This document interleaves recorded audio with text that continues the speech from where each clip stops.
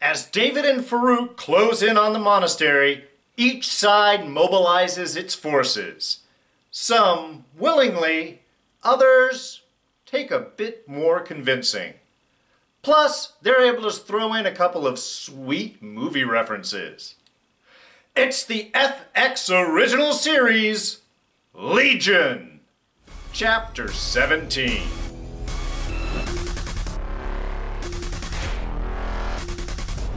Hey everyone, D here, and welcome to this week's review of Legion. So yes, of course, spoilers are a coming. Alright, another beautiful episode this week. Really, I cannot say enough how well this show uses composition and color and camera angles and tweaks and spins and upside downs and right things up. I mean, it's just like every episode you could use in a film class talking about, like I said, composition, making a film from a whole visual standpoint. Just really incredible stuff every week. But we are getting towards our conclusion. Only a couple of episodes left after this, so we're getting all the pieces moved into place. And that's really what this episode is. It's the story of the pieces. We don't really have Farouk and David really much in this episode. It's kind of everyone else, which is nice. It gives us a chance to sort of catch up and see how these elements, how these storylines have all been working from different perspectives. And here, of course, really we are focusing on Melanie, the two Carys, and Lenny. And each of them moving their respective sides, pieces into place. Really, Melanie, a big focus on this episode. I'm sort of wondering what's been going on with her. She's really been playing a big background character. And not until her big KO of Clark at the end of last episode do we really see her kind of contributing in a big way. Though, of course, it's really more for Farouk's side than for David's.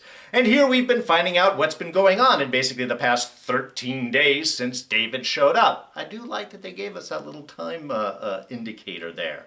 And what we've really been seeing here is how much the loss of Oliver has really affected Melanie. That with him gone now, she is looking back at the emptiness of her life. What has she spent her life doing? I mean, we've already focused on how much her life has been on living Oliver's dream more than her own. That was a lot of what David was going in when he did the little, mind journey in with her.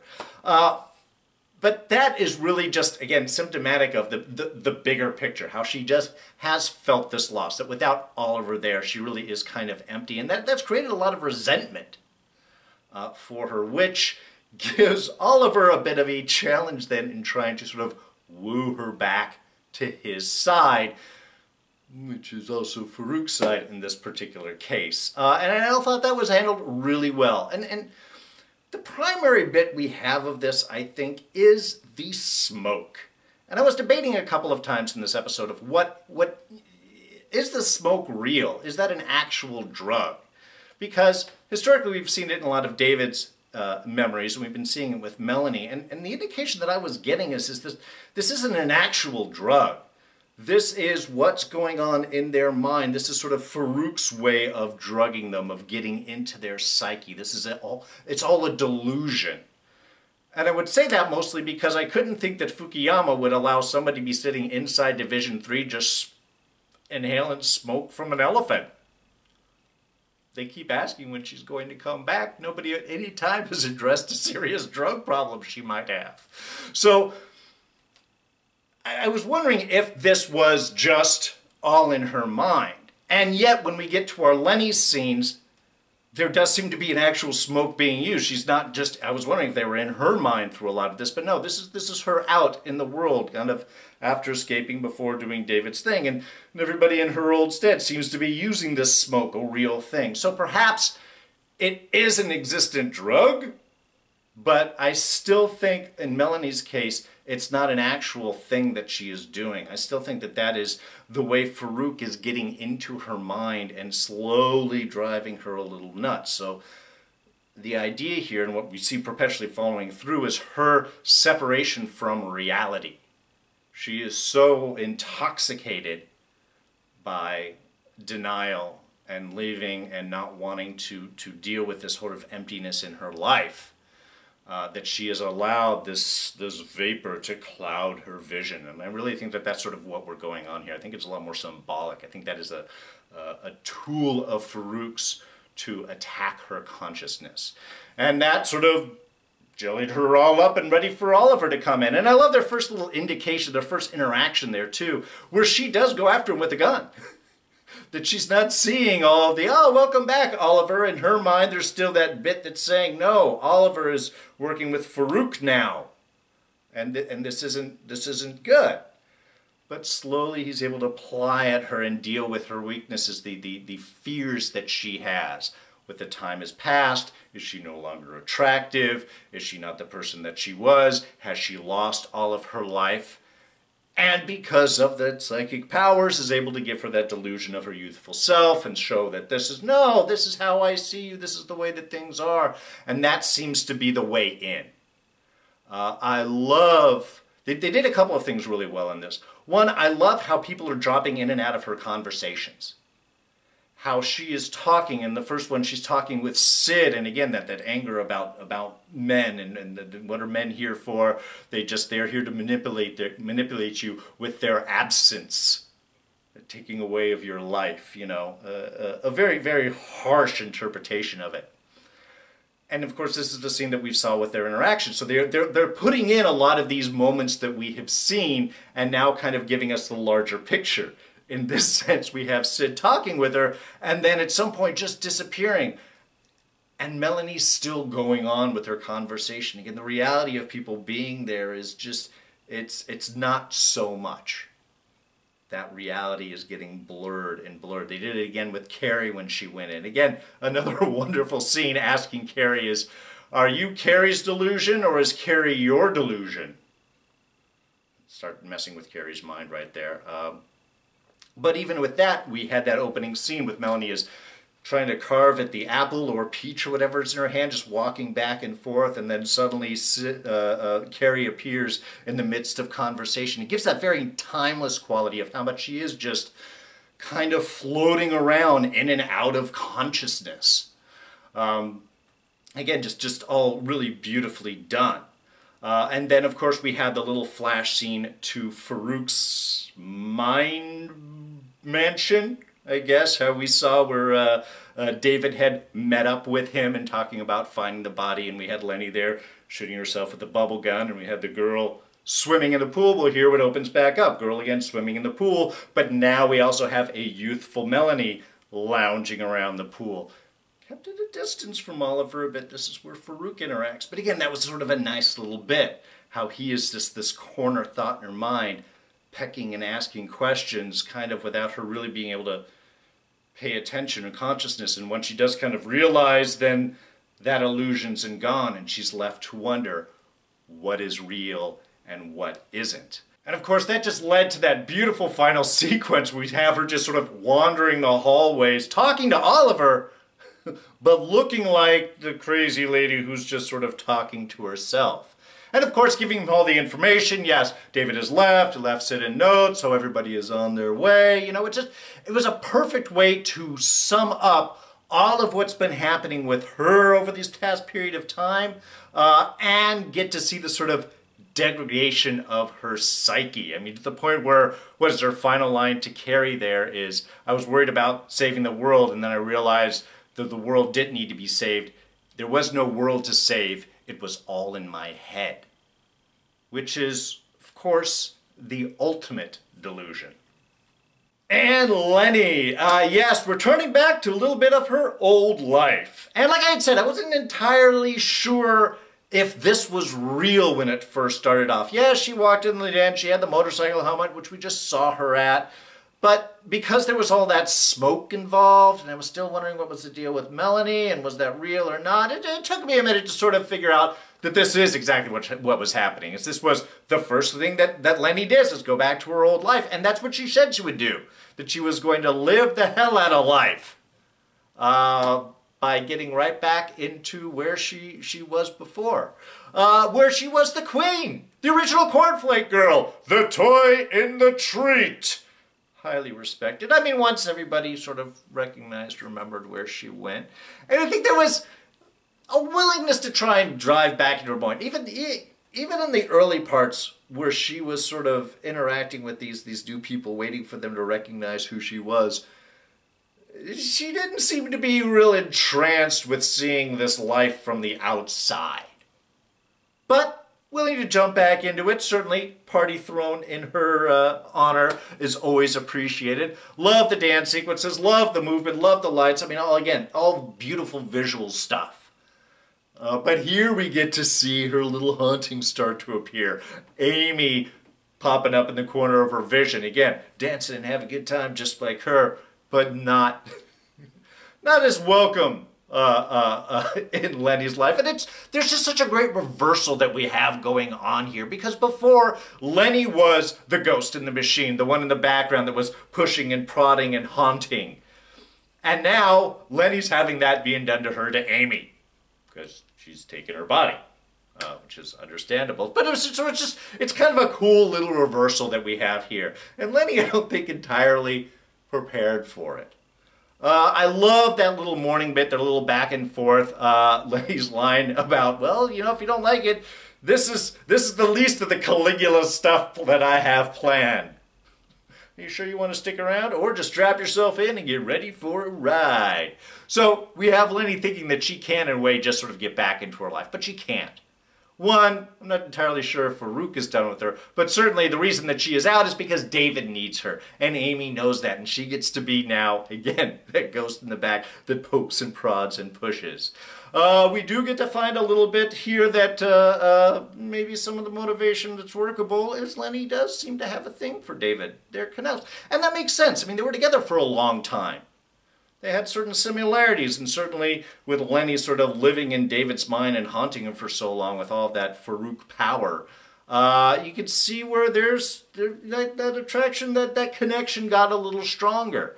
We saw a little hint to that before when David was visiting Lenny. So this is, again, a little bit of a confirmation of that. And that's good. That can help motivate Lenny to do the right thing. Are you a good person? Are you a good person? Are you a good... Certainly somebody saying that constantly to you is going to motivate you as also. But on the other hand, I also don't know how much the old drug life is really appealing to her. I mean, yes, she's having a blast with all of her new friends. But like I said, seeing it from the outset initially, she didn't seem to sync with it. And certainly after Amy's whole pushing and prodding under breakfast there, while we've got them going off about, man, that's right, time exists backwards, but we've got to view it forward, man. Could be true, could be not, but Lenny didn't really seem to be interested in hearing that. Again, I think maybe this life that she did want so much, maybe isn't so appealing, which opens her up to much more of a reason to do what she can to help David. And, you know, get outside, follow the electric octopus to the car. Oh, the car. All right, so we did have a few pop cultural references mixed in with the show, as they are wont to do. First off, when we have Melanie talking to Sid, or talking with who she thought was Sid, this is long after Sid has actually left, but her comment about the saddest words in the English language are vacant lot. I haven't actually heard that before, so I'm assuming that's probably a bit more on her psyche, seeing herself as a vacant lot, or her psyche at least. But that does interestingly relate to a line from Donnie Darko, which is another sort of mind-warping adventure that also deals with an element of time travel, where we had Drew Barrymore as the teacher talking about a famous linguist once said that the most beautiful words in the English language are cellar door. So I believe this is an easy reference to that. Vacant lot's the saddest, cellar door is the most beautiful. The whole cellar door thing, it's because of the words that are used, the sounds that are made, the fact that it doesn't have any particular meaning. This has been something discussed for like the past century plus as being one of the most beautiful phrases in the English language. The specific phrase isn't attributed to anyone. However, people that have remarked on this famously are J.R.R. Tolkien, Lord of the Rings fame, and of course, Edgar Allan Poe. And it is said that in The Raven, he used the term nevermore because it was the closest sound that he could get to cellar door. We also had the new Janine, when she was talking with Lenny, talking about a play that she had done where she was just waiting around. I believe that was Waiting for Godot, very famous play. And no, Godot never arrives. And finally, we have a beautiful reference to Repo Man. Classic cult film with Emilio Estevez from way back when. The whole glowing car bit was straight out. Now, technically, in Repo Man, the car flew away. It didn't phase away and disappear here. But the make, model of the car is almost exactly the same. The whole glowing color was perfect. Even the line that Carrie says to Carrie when they get up to the car, and she's like, "I'm driving." And Carrie says, "But you don't know how to drive," is an exact reference that Emilio Estevez says to the Miller character. But Miller, you don't know how to drive. And that's why he pulls him in. So, again, just some great classic film references in here. As soon as that car started glowing and disappeared, I'm like, oh, Repo Man! Never get a reference to that movie. Not lately, at least. And of course, the other characters that we do deal with this episode are Carey and Kerry. And I have to say, I love the little scene in the Chinese restaurant. First, where Carrie is asking for cream soda. It's the new drink she really likes. But also the kind of discussion of idioms that they have. How Carrie, of course, she's new to all this. She only comes out to fight. But she's very literal in her interpretation of everything. Whereas Carrie's trying to describe how, you know, it's just a turn of phrase. It's a figure of speech. And I just love that little discussion. And also the idea of mortality that sort of comes in there, which is sweet because, yeah, he's getting older, he's going to die. Carrie just lives inside of him for the most part, so she doesn't age as much. And so it was a nice kind of like sweet moment between the two of them, of him trying to really kind of prepare her for a possible future and almost using Melanie as a warning sign. And then, of course, her response, what is it? "I would stab death in the chest twice if it came for you." Anyway, it's touching. But the two of them do share our Scene of the Week for this week. And it's actually their opening sequence. Well, not Carrie's opening, because her was talking with Melanie there. But afterwards, when she goes in and she's working on the bag, and Carrie's in the lab, and they get David's instructions, it was perfect. I mean, one, Carrie does a super cool superhero jump from the second floor down to the first floor. That was already cool. But that they are right with the plan. I loved so much. There wasn't a discussion about it. There wasn't a concern about manipulations or anything. I mean, all these people, they're on board with going after Farouk. So it's just, this is their instructions. They just were told earlier and forgot about it, effectively. And it's not a manipulation because they know what David is doing. They're aware that Dave did that to him, to them. Anyway, I just loved how they got it, they acknowledged it, and they moved right to doing it. There wasn't a question. It's like, where do we got to go? Oh, we got to get the thing, and the case, right. And don't forget this. And who told us? Yeah, it was David, right. This must be his plan. I mean, Carrie is right with it. And it filled me with such joy just to see them like, okay, man, we're going, we're ready, we're boom. And then, of course, like I said, they go and they get the case, they do the thing, they do the stuff, it's all perfectly planned out, and even the frustration that they have, and I know it's after the scene. But even afterwards, sort of frustration when they arrive there, and Carrie's like, well, we just drop it in the trunk and we move on. And Carrie's like, I don't like this plan. Again, the literalness of her coming in. Carrie's more faithful, more trusting, other Carrie just wants to fight. It was sort of a perfect end to that sequence. But that whole bit, getting the plan, doing the super jump, understanding everything, grabbing the case, and going. I mean, even as they're leaving and they're avoiding the rest of the guards there. There's, oh, guards, pull back. And then they walk out. Okay, now all we knew is to find a car. There it is. It was just, I love the sequence. Like I said, it filled me with joy with everything else going on. That here are team members, compatriots, that get the plan and are like, all right, David, we're with you. All right, just a couple of small things. One, the art on the walls in Lenny's room, drug room. Is it New Janine's room that she's sharing? Anyway, giant eye in the background, all mosaic type, all done with Post-its. I believe that's what it is. Those are all different colored Post-its and squares all along the walls. That was just really cool looking. It definitely seems to be something somebody on heavy drugs would do as an art project. When Oliver and Melanie are talking, they're looking over Oliver's frozen body, and Melanie's just thinking about all the time that she'd spent worrying and concerned, and Oliver's like, "You should have burned my body. I was trapped inside the body. My mind could have been free to travel all the dimensions." That's just cold. I didn't mean that as a pun type there, but that does work. He was cold in many ways in that sense, I guess. Also, you might have tagged along. Tagged along? Followed. That's the better word. No, I think he meant tagged along. I think the way that Oliver's viewing things, much more self-centric there. Egocentric. But that could also be Farouk's influence too. Oh, I loved when Lenny appeared in the desert there with the car and immediately set fire and it's just burning behind her and she's like, "Oh, the case!"